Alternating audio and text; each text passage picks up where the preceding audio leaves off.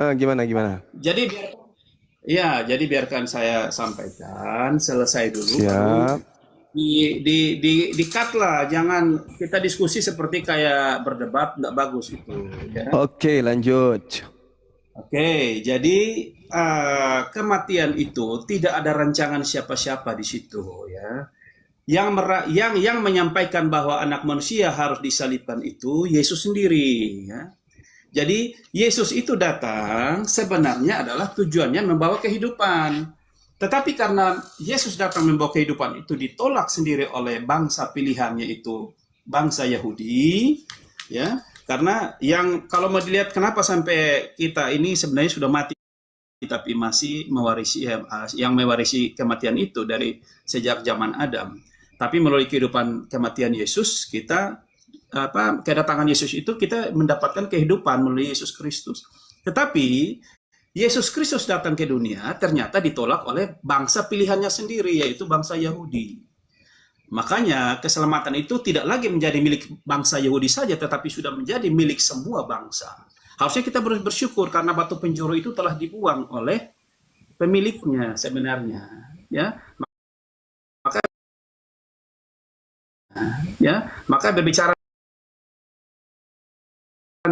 dengan kematian itu kita memiliki kehidupan. Nah, Yesus sendiri yang menyatakan bahwa di dalam Matius 26 ayat 2 itu Yesus berkata anak manusia akan disalibkan. Dan yang kedua, ketika dia mati, ya, ketika dia mati, malaikat sendiri yang menyampaikan itu ketika Maria Magdalena dan murid-murid ke kuburan dan disampaikan, kenapa engkau mencari dia yang telah hidup? Kan dia sudah sampaikan bahwa malaikat sampaikan anak manusia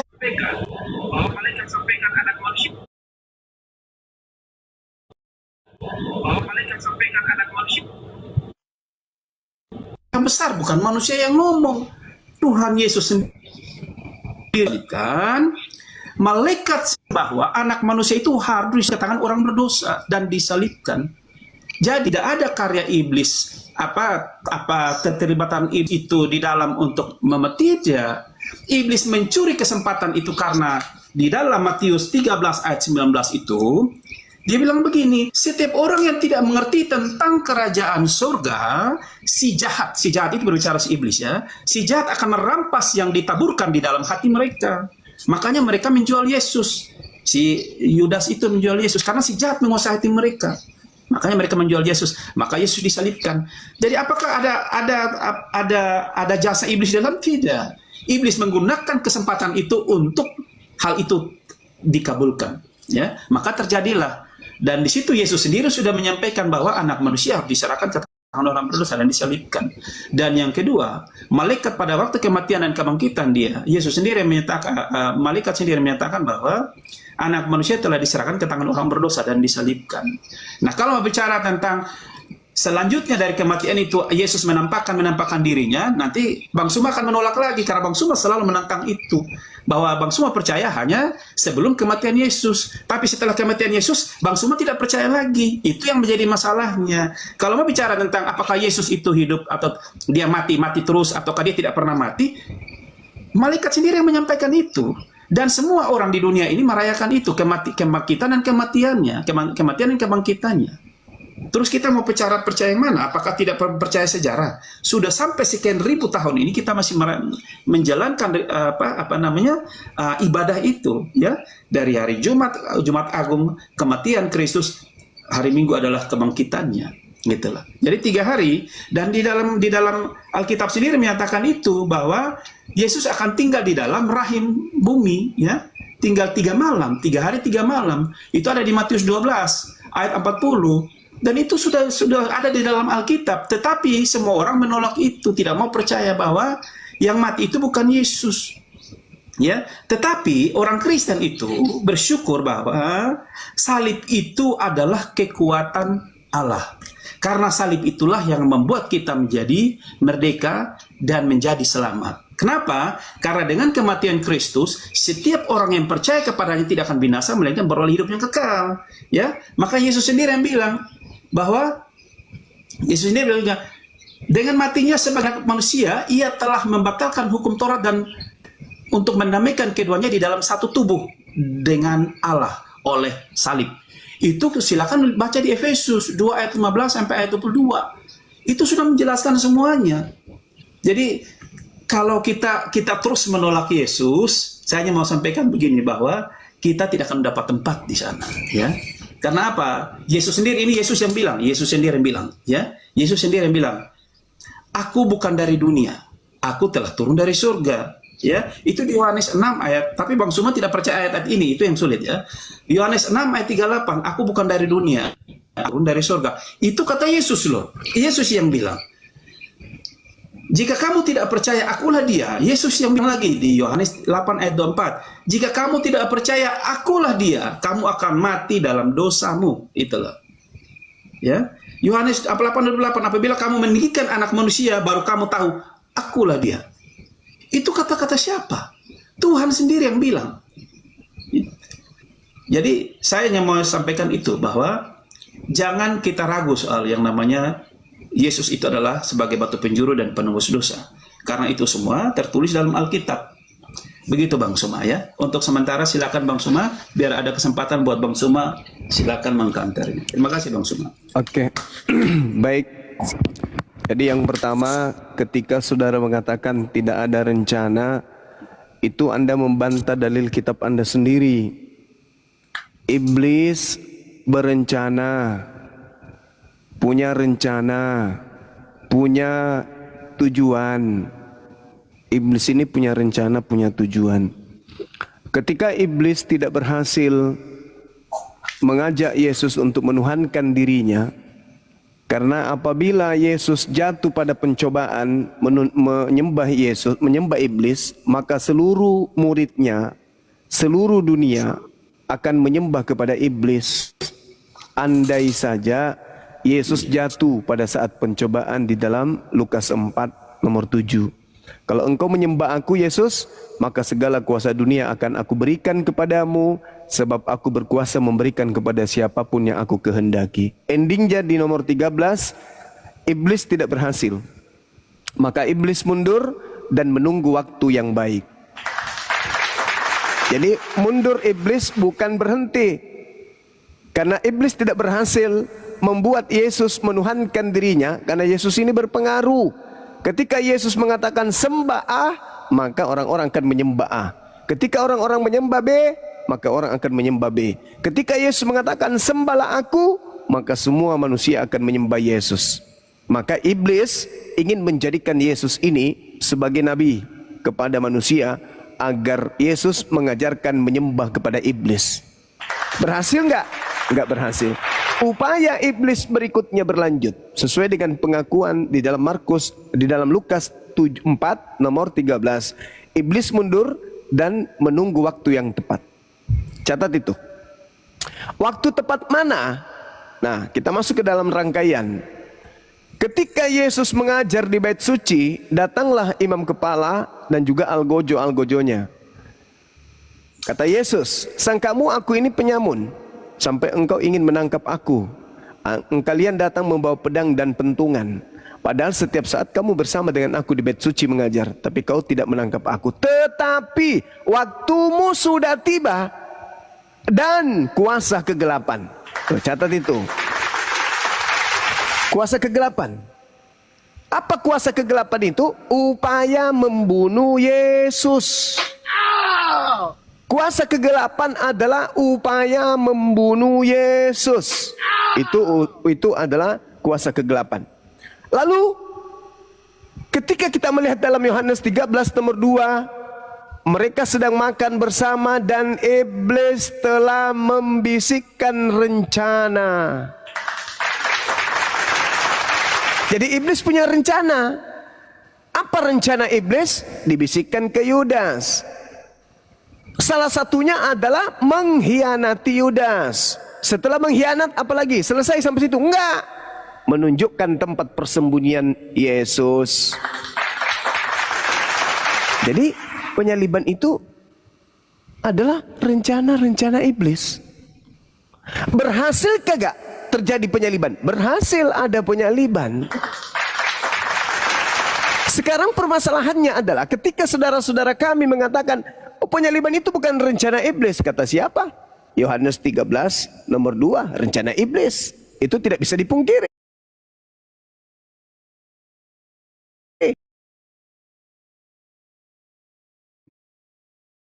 Iblisnya merasuki imam kepala, Matius 24 dan seterusnya. Matius 24 nomor 4 itu tipu muslihat mereka lakukan. Nomor 59-nya jelas di sana bahwasanya orang-orang imam kepala mahkamah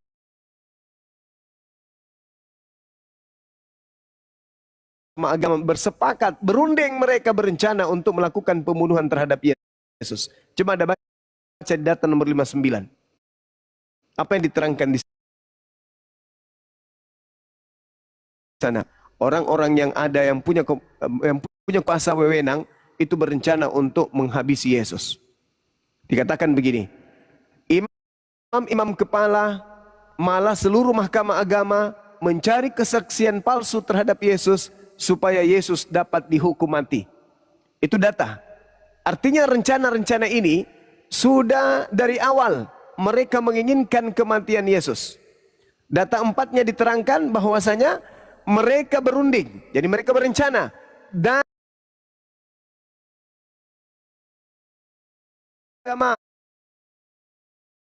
ahli Taurat mencari jalan untuk menangkap dan membunuh Yesus dengan tipu muslihat.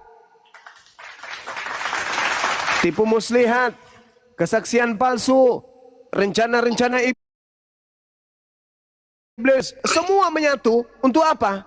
Untuk apa? Untuk menyalib Yesus. Kesimpulannya, penyaliban Yesus itu adalah rencana iblis. Titik. Nah sekarang kita lihat apa yang diterangkan oleh kitab saudara. Ketika Yesus sendiri menunjukkan di dalam Yohanes 6 nomor 70, bukankah aku sendiri Yesus yang memilih kamu yang 12 ini, namun seorang di antaramu adalah iblis. Jelas tertulis itu nggak bisa dipungkiri. Lalu coba Anda baca Yohanes 8 nomor 37, aku tahu bahwa kamu adalah keturunan Abraham, tetapi kamu berusaha untuk membunuh aku. Kenapa kamu berusaha membunuh aku? Karena firmanku tidak beroleh tempat di dalam kamu. Apa yang kulihat pada Bapa, itulah yang kukatakan. Dan demikian juga kamu perbuat tentang apa yang kamu dengar dari bapakmu, dari Tuhanmu, dari setan, katanya tuh. Jawab mereka kepadanya, Bapa kami adalah Abraham. Kata Yesus kepada mereka, jikalau sekiranya kamu anak-anak Abraham, tentu kamu mengerjakan pekerjaan dikerjakan oleh Abraham. Tetapi kamu bekerjakan adalah berusaha membunuh aku. Aku seorang yang mengatakan kebenaran kepadamu, yaitu kebenaran yang kudengar dari Tuhan. Pekerjaan yang demikian tidak dikerjakan oleh Abraham. Kamu mengerjakan pekerjaan bapakmu sendiri, kata Yesus. Bapakmu siapa? Iblis. Berarti bapak yang orang-orang yang ingin membunuh Yesus itu punya bapak. Siapa bapaknya? Iblis. Iblis punya rencana membunuh Yesus. Saya ulang lagi. Apa yang kulihat pada Bapa Elohim, itulah yang kukatakan. Demikian juga kamu perbuat tentang apa yang kamu dengar dari bapakmu. Siapa bapakmu? Iblis. Jadi iblis bapakmu ini yang merasuki kalian sampai kalian berunding untuk membunuh aku, itulah bapakmu si iblis itu yang menginginkan kemudian kematian terhadap diriku. Maka Yesus tegaskan di dalam nomor 4-4-nya, iblislah yang menjadi bapakmu. Jadi bom-bom dan krunya itu adalah orang stupid, orang bodoh, bahlul dan penipu. Penipu ulung. Dia adalah perpanjangan tangan setan karena dia membantah ucapan-ucapan Yesus. Dia membantah ucapan Yesus itu bukti kalau dia adalah anak setan. Yesus mengatakan sendiri, kamu yang ingin membunuhku adalah karena kamu ingin melakukan kehendak bapakmu. Siapa bapakmu? Iblis. Dialah yang mula-mula melakukan pembunuhan terhadap Adam, keinginan untuk membunuh Adam dan seterusnya. Iblis. Jadi kesimpulannya, kalau ada orang Kristen yang mengatakan bukan iblis yang punya rencana, berarti dia bertentangan dengan Yesus.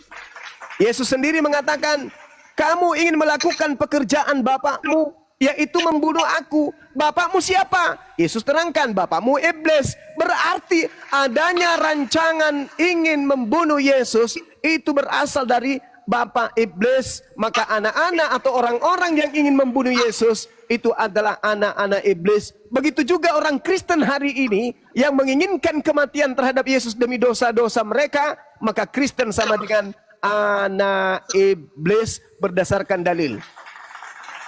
Saya tidak menuduh, tapi berdasarkan dalil. Yesus, ya paman, aku ingin tanya, apa Bang Suma? Sini Sus. Aku tanya samamu, orang-orang yang ingin membunuh kamu itu menurutmu anak-anak siapa? Anak-anak Tuhan atau anak-anak setan? Yesus mengatakan, buka. Yohanes 8, di situ aku mengatakan, orang yang ingin membunuh aku adalah orang yang tidak memiliki firman di dalam dirinya, sebab mereka adalah anak-anak iblis. Dalil. Dalil. Nah, sekarang Bang Suma keliru, Bang Suma salah. Tafsiran Bang Suma itu tidak cocok. Oke, kita ikuti arah kebijakan gereja supaya tidak hilang perpuluhan. Tapi saya ingin tanya, apa manfaatnya rupanya penyaliban itu? Apa manfaat penyaliban tersebut? Apa tujuannya penyaliban itu? Oh, untuk apa? Untuk menebus dosa. Dosa apa? Dosa daging atau dosa roh? Dosa daging. Oh, kalau begitu daging yang ingin dibebaskan. Dari apa? Dari kematian. Oke. Jadi yang mau dibebaskan di sini adalah kematian. Ya, karena dosa adalah maut. Oke. Kalau dosa itu sudah ditebus, berarti maut enggak lagi. Iya. Baik, kita lihat datanya. Lihat, saudara-saudaraku sekalian. Di dalam kitabnya saudara Kristen Roma 8, apa yang dikatakan di sana nomor 10? Tetapi jika Kristus ada di dalam kamu, maka tubuh memang mati karena dosa. Ayo. Tubuh memang mati karena dosa. Berarti Kristen hari ini mati karena Kristen hari ini mati. Hari ini tanggal 20 apa 21 sih? Tanggal 21 September 2025. Kalau bom hari ini mati, itu mati karena Dosa. karena dosa. Lalu yang mati di atas pohon untuk disalib ini mati karena apa? Apa yang ditebus? Apa yang ditebus? Ternyata orang Kristen mati karena dosa. Baca dalilnya. Roma 8 nomor 10. Tetapi jika Kristus ada di dalam kamu. Ayo. Kristus sudah ada di dalam Kristen. Di dalam tubuh Kristen. Apa endingnya ketika Kristus sudah ada di dalam tubuh Kristen? Maka tubuh Kristen memang mati karena dosa. Tetapi roh adalah kehidupan oleh karena kebenaran. Ayo. Lalu dosa apa yang ditebus Yesus di atas salib? Apa? Apa yang dijual iblis ini sesuatu yang tidak bermakna. Apa yang dijual setan, yang dijajakan setan, bahwa salib Yesus turun untuk tebus dosa. Bullshit. Penipu. Mana ada kemudian ajaran Tuhan menebus dosa pakai darah manusia? Penipu, pebohong. Dan itu dibenarkan oleh Paulus ucapan saya. Apa kata Paulus? Tetapi jika Kristus ada di dalam kamu, wahai bom-bom penipu, bom-bom laknat, tubuhmu memang mati karena dosa. Pingin kulempar bom-bom itu mukanya pakai HP. Kalau tubuhmu mati karena dosa, lalu buat apa Yesus mati? Hah? Buat apa? Buat apa Yesus mati? Harusnya dalilmu itu kau rubah. Rubah cepat sebelum viral. Rubah. Tetapi jika Kristus ada di dalam kamu, maka tubuhmu tidak akan mati karena dosa. Karena dosa sudah ditebus. Tapi kamu mati karena kurang vitamin. Kamu mati karena kebanyakan coli. Kamu mati karena tidak minum air. Kamu mati karena kurang jaga kesehatan. Mati karena dosa. Kampret, penipu, laknat. Kau mati karena dosa. Bukannya dosa sudah ditebus. Kau mati lagi karena dosa. Dosa apa lagi? Yesus mati menebus dosa dunia, katanya. Hei, di dalilnya, tetapi jika Kristus ada di dalam kamu, maka tubuh memang mati karena dosa. Hei, maunya itu setelah Yesus nebus dosa, dosa sudah tak ada. Maka kalian mati karena kena panu. Kalian nyebrang jalan, beli Kalpanax di apotek, digila sama truk. Jangan mati karena dosa, weh. Penipu. Mati harusnya mati karena keselip biji nangka. Mati karena bersin. Mati karena kaget. Bom mati karena kegemukan. Ginjalnya meledak. Nah, itu baru. Ini mati karena dosa. Lalu yang ditebus Yesus di atas salib ini apa? Hah? Yang ditebus Yesus di atas salib ini apa? Ini dalil kamu, maka tubuh memang mati karena dosa. Kacau. Inilah yang diterangkan oleh Al-Quran. Wa makaru wa makarallah wallahu khairul makirin. Orang-orang kafir ingin mencelakai Nabi Isa alaihissalam. Mereka membuat makar, mereka buat tipu muslihat, mereka membuat kesaksian palsu demi untuk membunuh Nabi Isa alaihissalam. Tapi no, Allah tidak mengizinkan itu terjadi. Allah malah membalas tipu daya mereka dengan kedahsyatan. Karena Allah adalah sebaik-baiknya pembalas kejahatan. Ini yang terjadi. Ini yang terjadi. Bible merancang sebuah siasat. Tetapi Bible sendiri yang membuka aib siasat itu sendiri. Sekarang kemana hendak berpijak? Ternyata Yesus mati, tak ada fungsinya. Apa buktinya? Kristen mati karena dosa. Ayo. Kristen mati karena dosa. Lalu yang ditebus Yesus, nah semalam tuh saya berdialog kemarin. Yang ditebus Yesus itu adalah apa? Dosa kekal, kematian kekal. Kampret. Dosa menjalar ke dunia itu karena tubuh makan buah ilmu pengetahuan. Maka Yesusnya harus menebus dosa daging. Karena kutuk sehingga mengalami kematian. Begitu Yesus sudah menembus itu, maka sejatinya tak ada lagi kematian daging. Ini malah bermatian. Ternyata bermatiannya bukan karena kurang vitamin. Bukan karena dia pakai gigi palsu.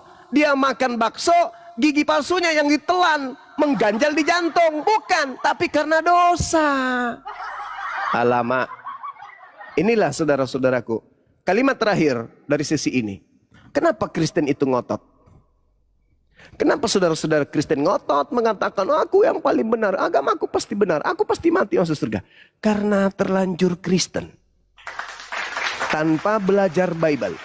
Berbeda dengan Islam. Mereka menjadi Islam karena mereka melalui proses berpikir. Kalau saudara Kristen hanya karena terlanjur. Enak, minggu disko. Ya kan? Maksudnya nyanyi-nyanyi di gereja. Habis itu dijamin masuk surga, dijanji. Habis itu nggak ada yang haram. Boleh makan segalanya, boleh minum segalanya. Nggak ada aturan. Kenapa nggak ada aturan? Karena mereka bukan lagi hamba Tuhan, mereka anak-anak Tuhan. Maka hidup, fasilitas lengkap. Internet ada, mobil ada, harta banyak, rumah ada, istri banyak, anak ganteng-ganteng, wah hidup mewah. Jadi tak peduli lagi yang penting Kristen. EGP. Tapi ketika mereka diperhadapkan dengan Bible, ternyata imannya Kristen itu tertolak oleh Bible-nya itu sendiri. Kalimat terakhir. Orang yang hidup di dalam Kristus, maka tubuh mereka mati karena dosa. Waduh, bagaimana ini? Ternyata kalian mati karena dosa. Ingat, orang yang mati karena dosa tempatnya di mana? Di surga apa di neraka? Kerajaan maut, neraka, iblis. Neraka. Jadi Kristen semua ke neraka. Dalil. Tetapi jika Kristus ada di dalam kamu, maka tubuh memang mati karena dosa. Sekarang Kristen mati tubuhnya karena dosa. Berarti Kristen kemana? Ketika tubuh mati karena dosa, maka kemana perginya? Surga apa neraka? Enyahlah daripadaku, kalian semua adalah pembuat kejahatan. Subhanallah. Saya kira begitu dari saya, sahabat-sahabat sekalian. Silakan direnungkan oleh